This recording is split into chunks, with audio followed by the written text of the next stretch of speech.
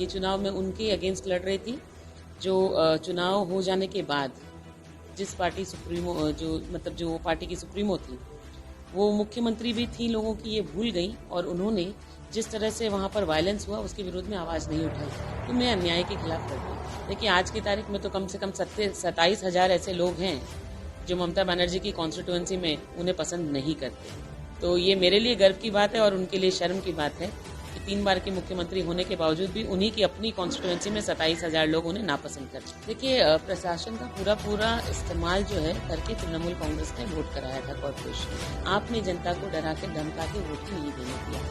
और मैं तो चाहूंगी कि सिलीगुड़ी जो है वो साउथ बंगाल को भी एक संदेश भेजे।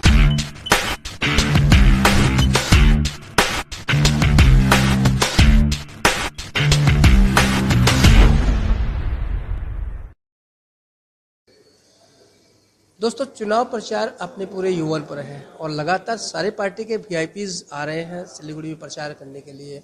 बात करें टीएमसी की हो चाहे भारतीय जनता पार्टी की हो, और आज तो भारतीय जनता पार्टी के बहुत से स्टार प्रचारक सिलीगुड़ी में आने की बात चल रही है।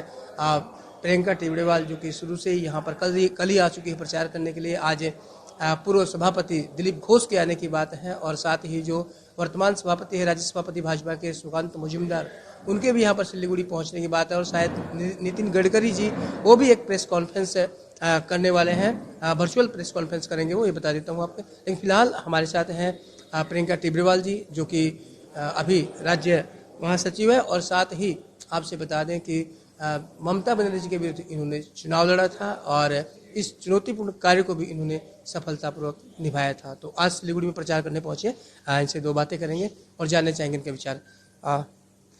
मैम नमस्कार। सर्वप्रथम तो शुरुआत यही करते हैं कि आपने ममता बनर्जी के विरुद्ध चुनाव लड़ा था कोलकाता में, तो कैसा अनुभव रहा आपका? देखिए लड़ाई कोई भी हो, मैं अपनी पूरी क्षमता से उसको लड़ने की कोशिश करती हूँ। और चुनाव लड़ते समय मैंने ये नहीं देखा कि ये चुनाव एक मुख्यमंत्री के अगेंस्ट है। मैंने ये देखा ये चुनाव में उनके अगेंस्ट लड़ रही थी जो चुनाव हो जाने के बाद जिस पार्टी सुप्रीमो जो पार्टी की सुप्रीमो थी वो मुख्यमंत्री भी थी लोगों की, ये भूल गई और उन्होंने जिस तरह से वहाँ पर वायलेंस हुआ उसके विरोध में आवाज़ नहीं उठाई। तो मैं अन्याय के खिलाफ लड़ रही थी। काफी हाई प्रोफाइल मुकाबला था, ऐसे में कितनी टक्कर दे पाई आप उनको? देखिए आज की तारीख में तो कम से कम 27,000 ऐसे लोग हैं जो ममता बनर्जी की कॉन्स्टिट्यूएंसी में उन्हें पसंद नहीं करते। वही 27,000 ने मुझे चुना था। तो ये मेरे लिए गर्व की बात है और उनके लिए शर्म की बात है कि 3 बार के मुख्यमंत्री होने के बावजूद भी उन्हीं की अपनी कॉन्स्टिट्यूएंसी में 27,000 लोग उन्हें नापसंद करते हैं। तो अगर फिर कभी ऐसा आता है समय, तो क्या फिर आप उनके विरुद्ध लड़ना चाहेंगे चुनाव? मैंने आपसे कहा ना, जब भी ऐसा कोई मौका पड़ा तो मैं हमेशा अन्याय के विरुद्ध में लड़ना चाहूंगी, और अगर अन्याय का चेहरा ममता बनर्जी है तो बिल्कुल। अच्छा मैम, 4 महानगर पालिका के चुनाव हो रहे हैं और इससे पहले कोलकाता महानगर के चुनाव हुए थे। भारतीय जनता पार्टी ने विधानसभा चुनाव में बहुत अच्छा प्रदर्शन किया था, मतलब अगर विगत चुनाव की तुलना में देखें, हालांकि सत्ता से दूर रह गए अलग बात है। लेकिन अभी जो कलकत्ता में चुनाव है नगर निगम के, उसमें भारतीय जनता पार्टी को वैसी सफलता नहीं मिली जैसी आशा कर रहे थे, वरना कि पहले से कुछ कम ही पार्षद हो गए। देखिए प्रशासन का पूरा इस्तेमाल जो है करके तृणमूल कांग्रेस ने वोट कराया था कॉर्पोरेशन में। तो इसीलिए इस तरह के चुनाव को, रिजल्ट को आप जनता का जो है वो नहीं कह सकते कि ये जनता की डिमांड थी। ये जनता की डिमांड नहीं थी। आपने जनता को डरा के धमका के वोट ही नहीं देने दिया। अगर वोट होते तब पता चलता कि किसका पलड़ा भारी है। मैम, तो आप तो सभी नगर जो महानगर के हो रहे 4 उसमें आप जा रही हुई प्रचार कर रही हैं, आप सिलीगुड़ी में भी आई हैं, तो अभी आपको कैसी संभावनाएं लग रही हैं? क्या कोलकाता वाली कहानी दोहराई जाएगी या फिर बीजेपी आगे की तरफ बढ़ेगी?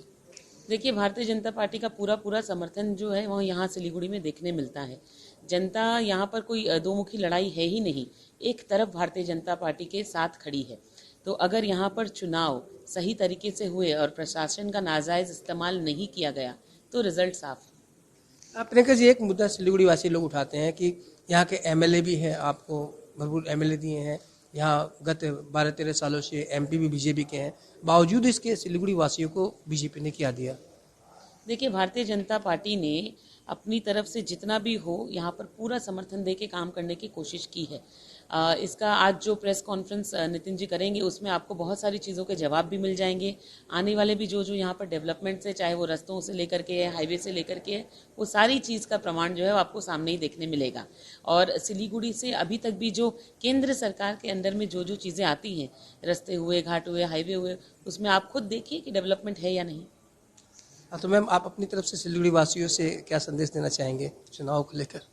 मैं सिलीगुड़ी वासियों से यही कहना चाहूँगी कि नगर निगम या पालिका के जो चुनाव होते हैं उसमें जो आपके आसपास के लोग हैं जिन पर आप भरोसा करते हैं और जो आपके लिए काम कर सकेंगे, उन पर भरोसा करके उनकी नीयत देखकर आप वोट करें।